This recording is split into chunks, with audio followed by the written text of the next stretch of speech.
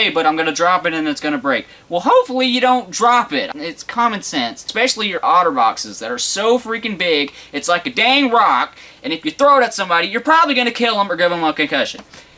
Sorry, I don't know why I ranted about that.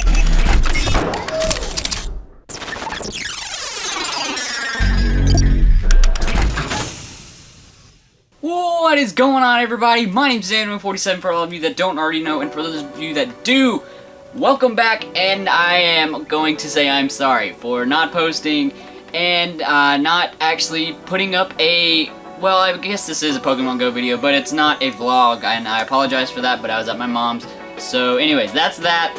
But today, guys, I've got something Pokemon Go related, so I hope you all enjoyed. If you do, be sure to smack that like button down below, because today I'm going to be going over some tips and tricks that some of you may know and some of you that may not know. Now, a lot of these probably have been covered in other videos, but some of these I know for a fact are like personal because I have found them out myself. So, number one. All of you know that taking gems is super duper annoying, especially by yourself. Spread out your CP. I don't know why it took me so long to figure this out, and some of you might have figured this out earlier, so kudos to you. But basically, so I have like a level 1100 Exeggutor, right? And then I have another 1000 Jolteon. Normally, I would just put Exeggutor first, and then I would put Jolteon second. Now, granted, if the type, like if there's a really high CP Vaporeon in there, then you will want to do that probably if that's like the highest level guy in there.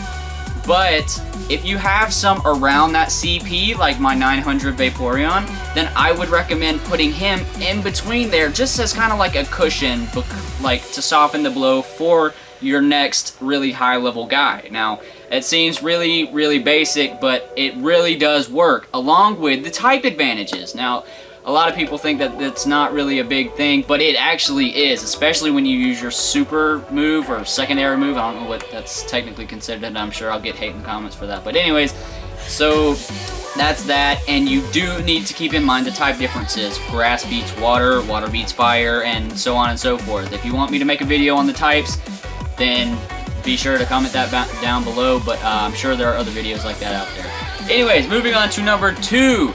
I'm sure you all have come across this glitch. It normally happens when you hold your phone down and then you pull it back up, but then you can't touch the screen.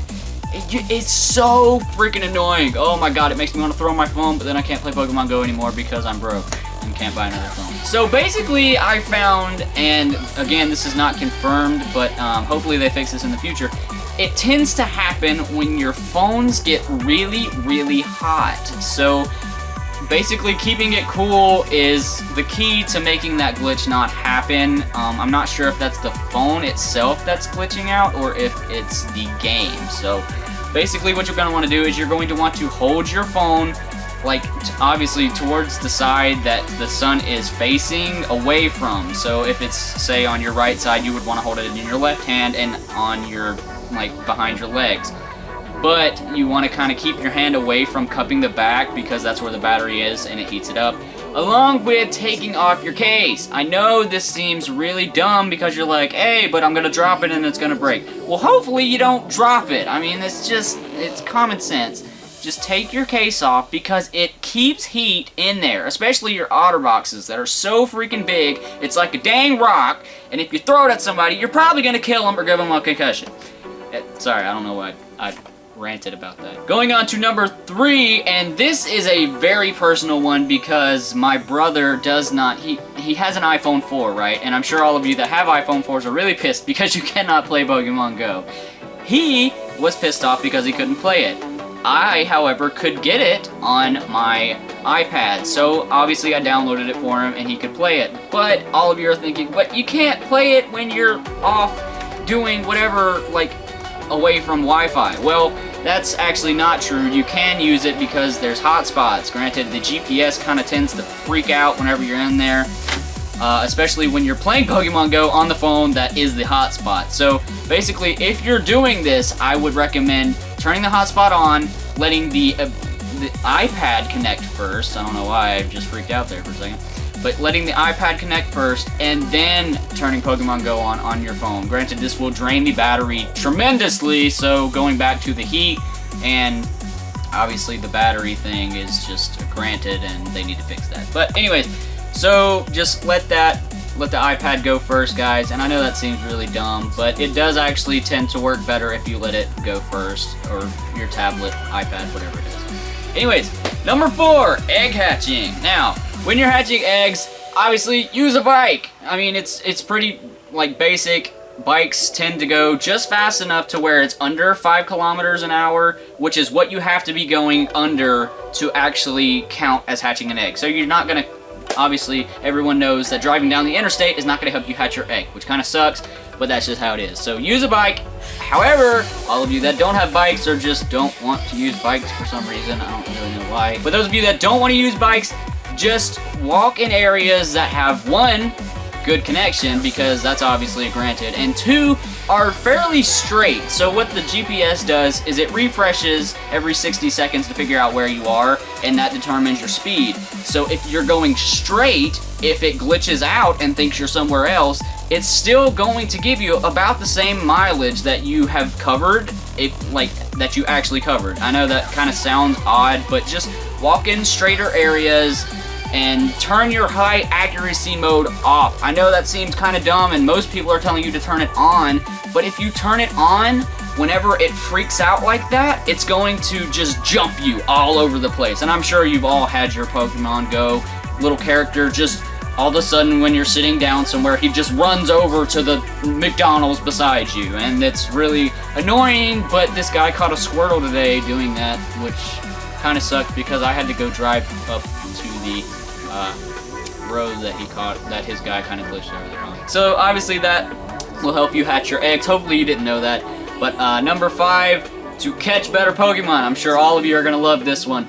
But to catch better Pokemon, just go to places that are highly populated, where you see all of those Pokestops. If there are a bunch of Pokestops there, I'm sure you'll find people playing Pokemon Go. There's literally, I don't even know, millions and millions of players downloaded it in the first 3 hours. In Japan and the US is the highest grossing, so I'd be pretty sure that you'd find places with a lot of people, even in rural areas. You don't have to be near a Pokestop to find rare Pokemon. If you have at least 8 people, it tends to, for me anyways, it tends to be about 8 people that you need in an area to get the rarer Pokemon. Number 6. Oh god, this really ticked me off that I didn't think about this before. But those egg incubators you get that break, I would recommend using those only on the 10-kilometer eggs, because they do not break depending on distance. I'm sure you all know this, and this is really basic, but it's also really important. Use them on the 10K eggs and use your unbreakable one on the little 2K eggs that you get Pidgeys and crap out of, even though you can get starters out of it, but no one ever gets starters out of it. I have one time. So use them on 10, and if that's obviously not available, then use 5. And that's really basic, but again, it will help you out a ton. Now number 7. Dragon types. So dragon types are super rare in this game. One, because in Gen 1 there were not a lot of dragon types, surprisingly, and it kind of sucks that Charizard wasn't a dragon type, and this will probably not count for Charizard because he's not. But they spawn near popular landmarks. I know that landmarks are what they use to make Pokestops, but I'm talking about the big ones. Like the Empire State Building, I'm sure that's a Pokestop. That would be a great one to go catch freaking Dratinis, Dragonairs, Dragonites, whatever it is dragon related. I would go there, especially if it's populated. This goes back to number 5. If it's populated, you will catch better Pokemon, both CP wise and rare wise. So be sure to go to popular landmarks and highly populated areas to catch those dragon types. And number 8 isn't really a tip or a trick, but just remember, guys, that no matter what team you on, Team Valor, Team Instinct, Team Mystic, it does not matter what team you are on right now, but just remember that you are not enemies. You're rivals. That's the entire point of Pokemon, is that you have a rival. You're not enemies, you're rivals. You can be douchebags to each other sometimes, but don't be an asshole. I'm sorry, but I have come across people that are just plain douchebags when it comes to this. And you're not enemies, guys. You're just playing a game. You're rivals. You can take it seriously, but just chill out. Like, bring the bar down just a tad, just a little bit. Anyways, guys, so that was about it for the tips and tricks. If you would like to see any more Pokemon Go tips and tricks, like where different types of Pokemon spawn, anything else like that, then be sure to leave it in the comment section below. Oh, guys, and I have recently opened a shop, and I would highly recommend you go pick them up. Go check them out, because we have Pokemon hats. We've got all kinds of Pokemon related stuff, yet not Pokemon at the same time because of copyright issues. But they look Pokemon related. So be sure to go check those out, guys. I hope you all enjoyed the video. If you did, be sure to like that video up, this video up, as well as any other videos as well. But be sure to comment down below what you would like to see in future videos. I will have a vlog up sometime this week. I hope you all enjoyed, and I will see you all in the next video.